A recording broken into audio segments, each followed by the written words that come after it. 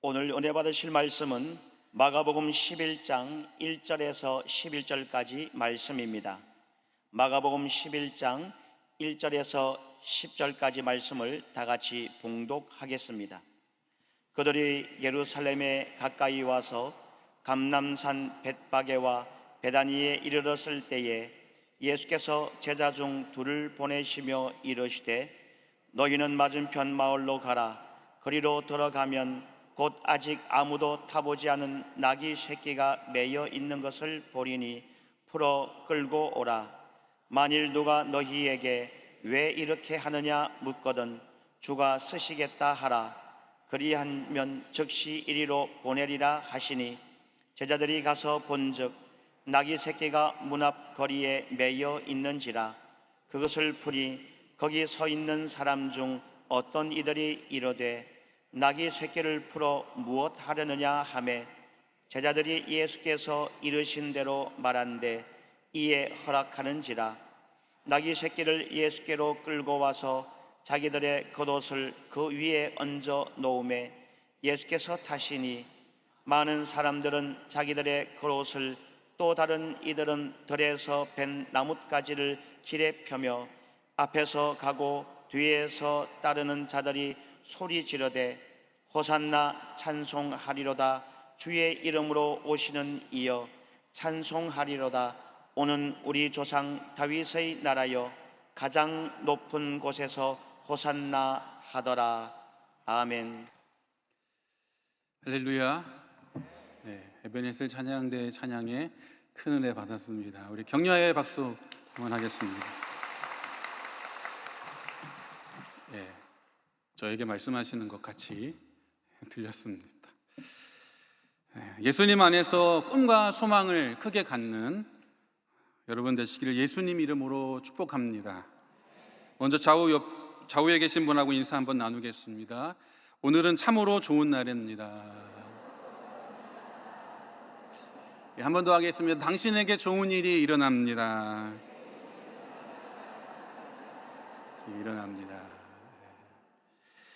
저는 오늘 함께 봉독한 마가복음 11장 1절에서 10절까지의 말씀을 중심으로 주가 쓰시겠다 하라 라는 말씀의 제목으로 말씀의 은혜를 함께 나누기를 원합니다. 제목을 한번 따라해 주시겠습니까?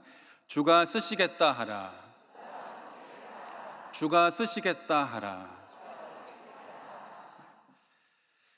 오늘은 종려주일입니다. 종려주일은 예수님께서 십자가를 지시기 위해서 어린 나귀 새끼를 타고 예루살렘에 입성하신 날입니다. 이때 예루살렘에 있던 많은 사람들이 예수님의 입성을 환영했습니다. 어떤 사람들은 자신의 겉옷을 길에 펼쳐놓고 또 어떤 사람들은 길에서 벤 나뭇가지를 흔들고 그 가지를 길에 펼치면서 예루살렘으로 들어오시는 예수님을 맞이하고 예수님의 뒤를 따랐습니다. 이 길에서 벤 나뭇가지가 종려나무 가지였다라고 기록한 요한복음의 말씀에 따라서 사람들이 예수님의 예루살렘을 입성한 그리고 입성한 것을 맞이한 것을 기념하는 기념주일로 종려주일이라고 우리는 부릅니다.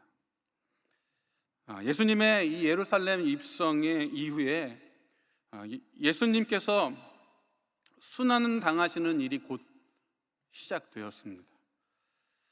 예루살렘 입구에서부터 예수님을 환영했던 인파가 얼마 지나지 않아서 예수를 십자가에 못 박아라 라고 외치는 사람으로 바뀌는 것을 보게 됩니다. 그래서 다른 의미에서 이 종려주일은 예수님의 순환의 시작을 알리는 주일이라고도 말합니다. 우리에게 예수님의 고난을 기억하게 하고 예수님의 뒤를 따르도록 알게 하는, 예수님의 뒤를 따르는 것을 알게 하는 주일인 것이죠. 여러분, 내일부터 시작되는 한 주간의 새벽을 깨우고 주님의 고난에 또 그 고난의 의미에 깊이 묵상하며 함께하는 저와 여러분 되기를 예수님 이름으로 축원합니다. 오늘은 이 많은 사람들의 환영 속에서 예수님께서 예루살렘으로 입성하시는 장면을 통해서 하나님이 쓰시는 사람에 대하여 말씀을 나누기를 원합니다. 첫째로 하나님은 순종하는 사람을 사용하십니다. 오늘 본문 1절을 보면요, 그들이 예루살렘에 가까이 와서 감람산 벳바게와 베다니에 이르렀을 때에 예수께서 제자 중 둘을 보내시며 라고 말씀합니다. 예수님께서 제자들과 함께 예루살렘 가까이 오셨을 때 감람산 벳바게와 베다니라는 곳에 계실 때 마을 건너편에 맞은편에 두 제자를 예수님께서 보내셨다 말씀합니다. 예루살렘은 겟세마네가 있는 감람산과 기드론 골짜기를 사이에 두고 마주보고 있는 위치에 있습니다. 예수님이 도착하신 이 감람산 벳바게와 베다니는 예루살렘에서 볼 때 이 건너편에 있는 그런 마을입니다. 베다니라는 마을은 예수님께서 예루살렘에 가실 때마다 그곳에서 머무르셨던, 우리에게 잘 알려져 있던 그런 마을이죠. 예수님께서 기적을 행하시고 또 때로는 거기에서 하루를 묵으셨던 나사로, 그의 누이 마르다와 마리아의 집이 있는 곳이 바로 베다니입니다. 반면에 벳바게는 잘 알려지지 않은 곳인데요, 오늘 본문 이후에 예수님께서 열매 없는 무화과 나무를 말라 죽게 하신 일이 기록되어 있습니다. 예수님의 신적인 능력과 엄중한 선포가 선포되었던 곳이 바로 이 벳바게입니다. 벳바게와 베다니는 예수님께서 붙여서 같이 말씀하신 것으로 볼 때 지척에 있는 그런 마을이었던 것 같습니다. 예수님께서 아직 예루살렘에 이르지 않으셨을 그때 제자 둘을 보내셔서 나귀를 끌고 오라라고 말씀하십니다. 2절 말씀이죠. 이르시되 너희는 맞은편 마을로 가라. 그리로 들어가면 곧 아직 아무도 타보지 않은 나귀 새끼가 매어 있는 것을 보리니 풀어 끌고 오라 말씀하십니다.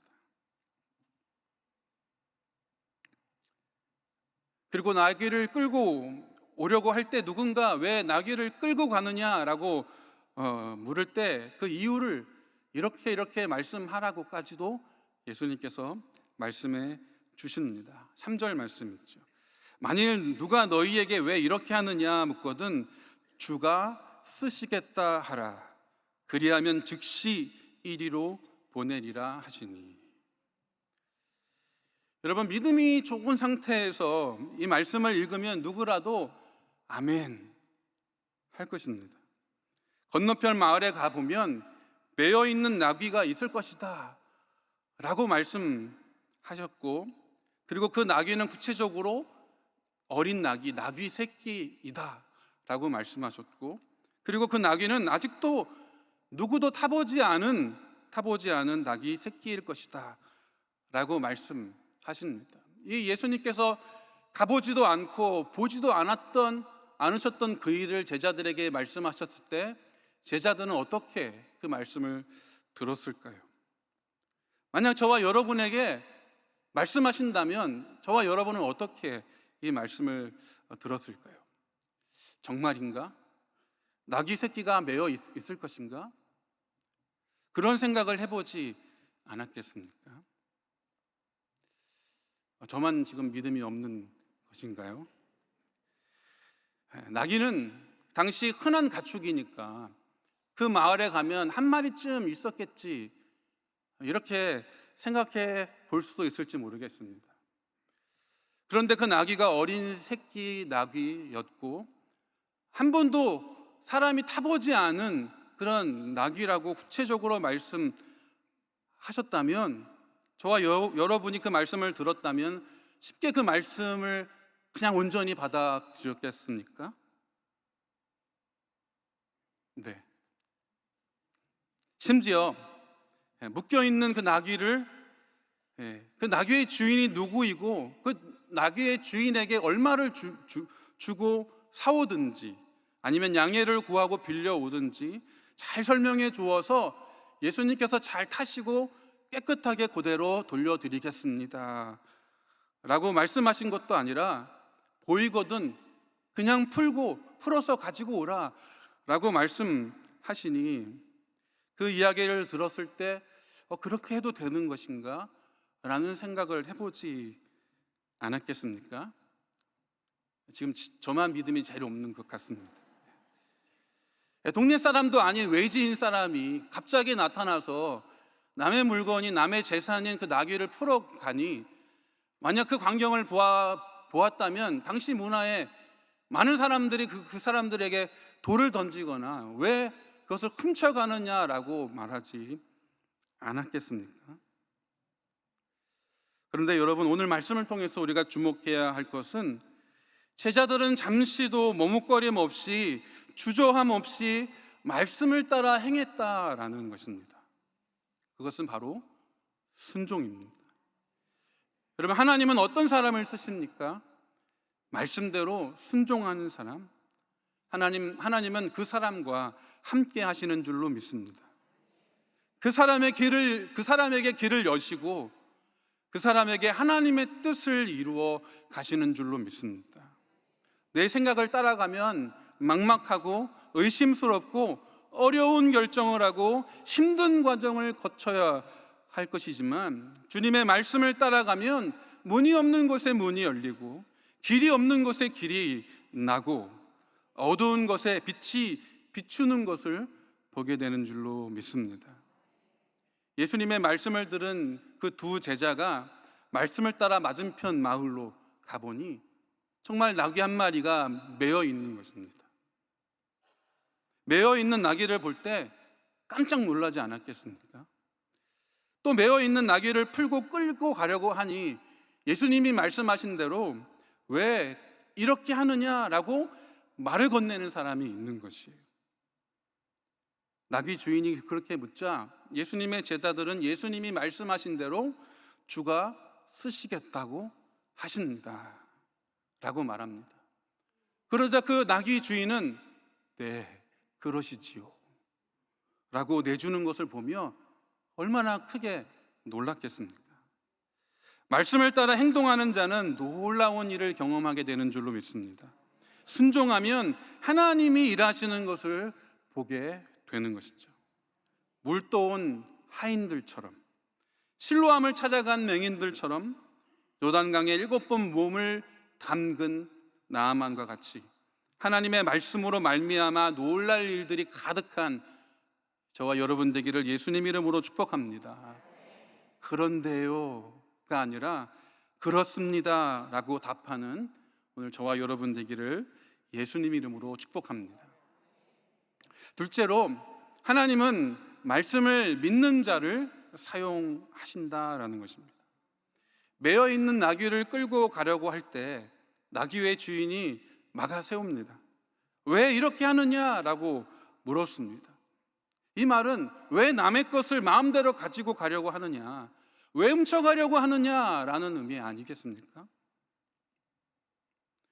왜 이렇게 하느냐라는 물음에 제자들은 예수님께서 말씀해 주신 대로 말씀할 것을 알려주신 대로 주가 쓰시겠다라고 대답합니다. 그랬더니 나귀의 주인은 두말하지 않고 마치 기다리고 있었던 것처럼 순순히 나귀를 내어 주었습니다. 본문 6절 말씀입니다. 제자들이 예수께서 이르신 대로 말한대 이에 허락하는지라. 제자들의 말에 어떠한 불만도 반대도 없이 가져가도록 허락해 주었다라는 것이죠. 이 나귀 주인은 왜 아무 말 하지 않고 그 나귀를 내어 주었을까요? 왜 이 사람의 마음속에는 그 말을 거절하거나 그 말에 반대하는 마음이 없었을까요? 그것은 그에게 말씀이 임했을 때 주님을 알아보는 믿음이 있었기 때문입니다. 제자들은 구구절절히 설명하지 않았습니다. 나귀 주인은 제자들의 한마디 아니, 예수님께서 말씀하신 대로 주가 쓰시겠다고 하셨습니다 라고 말씀을 전하니, 이 말씀을 들은 나귀 주인은 주님의 말씀에 이 나귀는 내 것이 아니라 주님의 것입니다, 이 나귀의 주인은 내가 아니라 주님이십니다 라는 믿음을 갖게 되었다라는 것입니다. 예수님은 공생애를 시작하시고 마지막 오늘 이 십자가를 지시기 위하여 예루살렘에 오시기까지 언제나 자신을 드러내지 않고 사역하시려고 하셨습니다. 마가복음 3장에 보면 예수님께서 회당에 들어가서 손 마른 사람을 고치시는 일이 있었습니다. 그 광경을 본 많은 사람들이 예수님께 나와 병고침을 더 받았어요. 그러자 병고침을 받은 많은 사람들이 예수님을 향하여 하나님의 아들이시다 라고 외치자 예수님께서 그 외치는 사람들에게 주의시키시면서 이렇게 말씀합니다. 마가복음 3장 12절 말씀인데요, 예수께서 자기를 나타내지 말라고 많이 경고하시느니라. 주님께 은혜를 입고 기적을 체험한 사람들의 전함을 통해서 무리가 많이 예수님을 따르고 예수님께 모여들었지만, 예수님은 할 수 있는 대로 사람을 피해 한적한 곳으로 가시거나 아무에게도 알리지 말라는 말씀을 줄곧 하시면서 사역을 하셨습니다. 그런데 오늘 말씀을 보면 그전과 다른 예수님의 모습이 보입니다. 자신을 스스로 드러내고 계시다라는 것입니다. 심지어 자신을 주로 표현하고 있어요. 주 곧 퀴리오스, 곧 천지 만물의 주제이시며 만물의 주인이 되시는 하나님, 모든 것의 주인이신 주님으로 자신을 소개하고 있다라는 것입니다. 우리 주님은 온 만물의 통치자, 만물의 창조자, 소유자가 되시는 주님이신 줄로 믿습니다. 로마서 11장 36절 말씀에 이는 만물이 주에게서 나오고 주로 말미암고 주에게로 돌아감이라. 그에게 영광이 세세에 있을지어다. 아멘. 주님은 만물의 주인이시고 우리와 우리에게 속한 그 모든 것의 주인이신 줄로 믿습니다. 이 나귀 주인은 메시아를 기다리던 경건한 유대인이었으며 당시 이스라엘 전역을 떠들썩하게 만들었던 예수라는 사람에게 주목하고 있었던 그였습니다. 그러던 그에게 다가와서 주께서 이 어린 나귀를 쓰시고자 하신다라고 하며 가져갈 때 주님의 말씀이 거부할 수 없는 하나님의 말씀으로 들렸다라는 것입니다. 자신에게 있는 것이 자신의 것이 아니라, 자신에게 속한 것이 자기 것이 아니라 주님의 것임을 고백하는 자였다라는 것입니다. 여러분, 하나님이 누구를 쓰시겠습니까? 하나님께서 누구의 것을 사용하시겠습니까? 우리에게 하나님의 섭리가 임하게 되기를 소망합니다. 주님의 나귀의 주인, 그 사람, 하나님의 말씀을 받고 믿음으로 고백하는 그 사람을 사용하셨습니다. 하나님의 말씀에 마음이 감동한 자가 되어서 내 것을 내 것이라 하지 않고 내 것은 주님의 것입니다 하고 내어드릴 수 있는 믿음이 저와 여러분에게 있게 되기를 예수님 이름으로 축복합니다. 셋째로, 하나님은 겸손한 자를 사용하십니다. 예수님은 이 땅에 사실 때에 여러 번 예루살렘에 방문하셨을 것입니다. 구약에 따르면 유대인 성인 남자는 1년에 3번씩 하나님께 제사 드리기 위해서 예루살렘에 올라갔습니다. 유대인으로 태어나신 예수님도 다르지 않았을 것입니다. 그리고 복음서에 기록된 대로 공생의 기간에 여러 차례 예수님께서 예루살렘에 올라가셨습니다. 그런데 단 한 번도 말이나 나귀를 타고 가신 적이 없고 항상 걸어서 가셨음을 우리는 말씀을 통해서 알 수 있습니다. 그런데 오늘 본문에서만 예수님이 이 마지막 유월절을 앞두고 예루살렘에 올라가실 때는 다른 때와 다르게 나귀를 타시고 예루살렘에 올라가셨다라는 것이죠. 마지막을 예감하시니 더 지치고 피곤하셔서 걸어갈 힘이 없으셨던 것이었을까요? 아니, 이번만큼은 사람들의 주목받고 싶은 마음에, 관심받고 싶은 마음에 특이하게 나귀 새끼를 타야겠다라고 마음 먹으셨던 것이었을까요? 왜 예수님은 전과 다르게, 그리고 보통 사람들이 생각할 법한 대로 건장한 말이나 큰 나귀도 아니고 이제껏 아무도 타보지 않은 나귀 새끼를 타시고, 어쩌면 사람이 타면 비틀거릴 수밖에 없는 나귀에 앉아서 걸어가는 모습이 어쩌면 초라하게 보일 법한 어린 나귀를 타고 예루살렘에 가셨던 것일까요? 오늘 본문과 같은 내용이 기록되어 있는 병행구절 마태복음 21장 5절 말씀에 보면 예수님이 나귀를 타고 예루살렘에 입성하신 이유에 대해서 이렇게 말씀합니다. 시온 딸에게 이르기를 내 왕이 내게 임하나니 그는 겸손하여 나귀 곧 멍에 매는 짐승의 새끼를 탔도다 하라 하였느니라.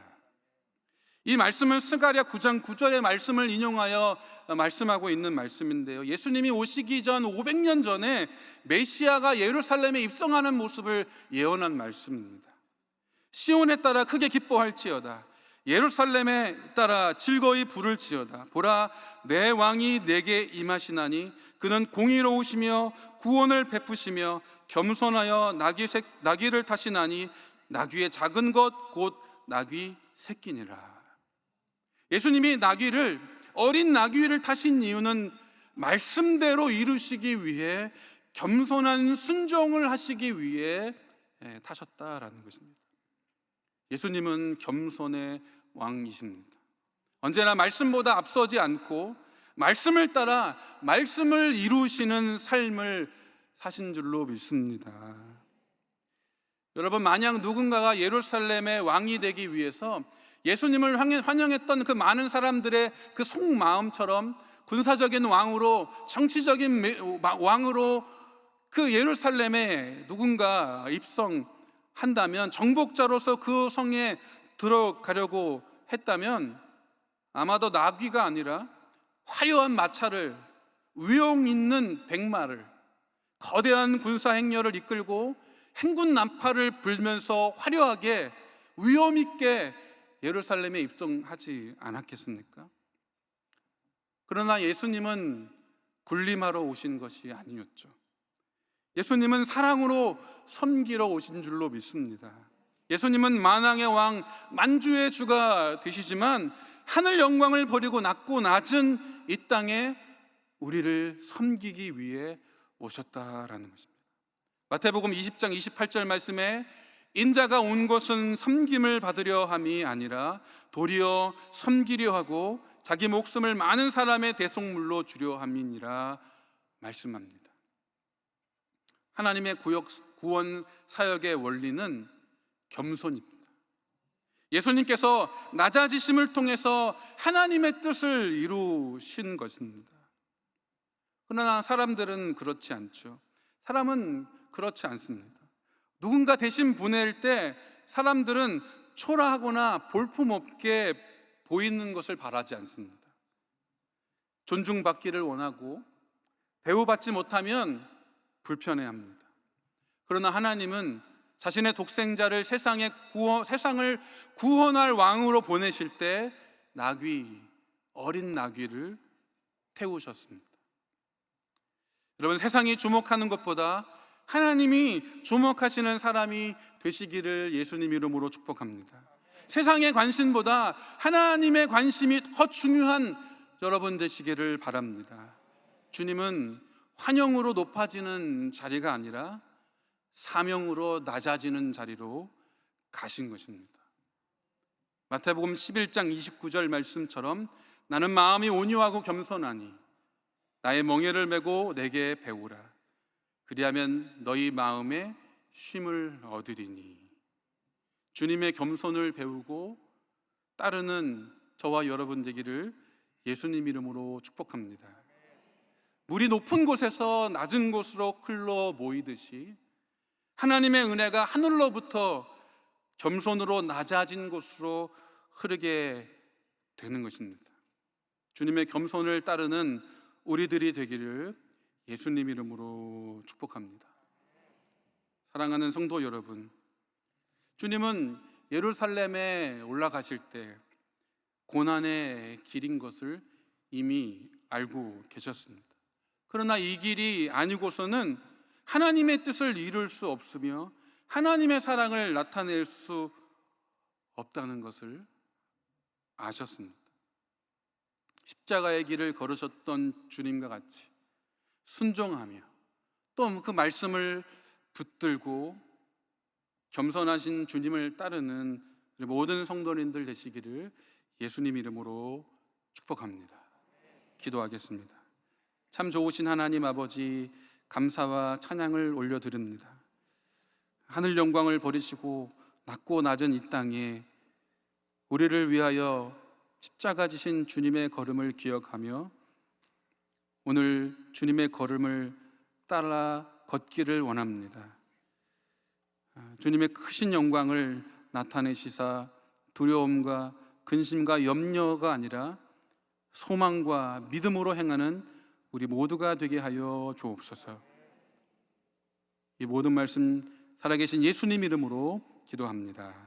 아멘. 우리 기도의 제목이 있는 분들은 가슴에, 또 아픈 곳이 있는 분들은 아픈 곳에 믿음으로 손을 얹습니다. 참 좋으신 하나님 아버지, 거룩하고 복된 주일에 주님 우리를 은혜의 자리로 부르심에 감사합니다. 하나님 예배하는 것이 우리의 기쁨이요 하나님을 만나는 것이 큰 영광인 줄로 믿습니다. 하나님, 주님 앞에 서는 자마다 삶의 모든 문제가 떠나가게 하여 주옵소서. 삶의 어려운 일들이 다 해결되게 하여 주옵소서. 물질의 문제가 풀어지게 하여 주옵시고, 관계의 문제가 해결되게 하여 주옵소서.